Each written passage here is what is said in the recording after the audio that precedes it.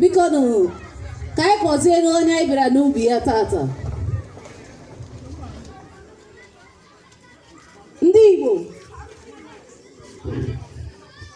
ana m ekele ekele m unu enwetakwa unu. Echekwa m anyị mere sports day ka anyị nwee ike dị in shape. Unu adakwa ebe a na-ata chicken, na-ata kipa. Ngwanụnụ biko na unu adịgo ready ka anyị gawa na field lekwa bọọdụ m n'aka na ka anyị gaa na field na ka anyị gbaa this ball. Ndị tebụl tenis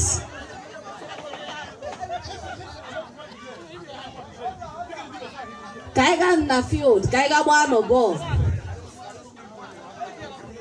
Ya Yoruba.